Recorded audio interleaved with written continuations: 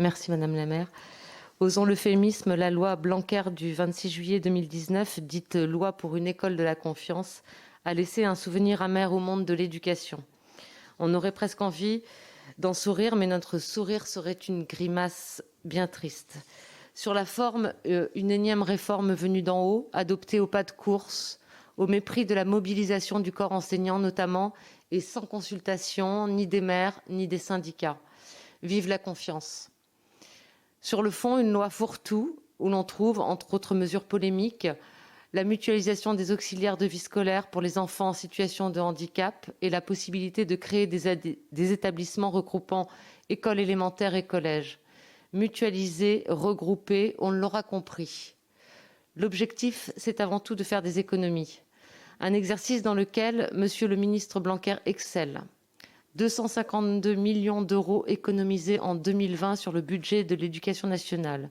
Un triste record du jamais vu quand on sait la souffrance des enseignants et des enseignantes, le manque de moyens dans les écoles, la mécanique implacable des suppressions de postes dans le secondaire pour financer le dédoublement des classes de CP dans le primaire. 252 millions qui, bien évidemment, ne seront pas réinjectés dans le budget 2021. Des économies, certes, sauf pour les collectivités. Car, point passé presque inaperçu durant son examen, cette loi contient un effet pervers de taille pour les communes. En abaissant l'obligation d'instruction à 3 ans au lieu de 6 précédemment, ce qui peut paraître louable sur le fond, je rejoins Madame Breuiller-Jean, la loi oblige en effet les collectivités à financer les écoles maternelles privées sous contrat par souci d'équité. Une facture bien lourde pour une mesure symbolique, quand on sait que 97,6% des enfants, nous avons les mêmes chiffres, sont déjà scolarisés dès 3 ans. Un caillou de plus dans la chaussure d'écolier de l'éducation publique de proximité.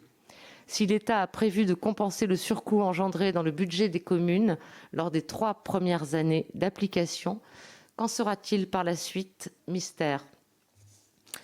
Entendons-nous bien, il n'est pas question de rejeter la responsabilité sur les écoles maternelles privées sous contrat. Nous saluons la qualité de leur travail et leur engagement sincère pour l'éducation. Notre rôle est de travailler avec l'ensemble des établissements du territoire, encore une fois publics comme privés, dans une logique de coopération et de partenariat. Ces écoles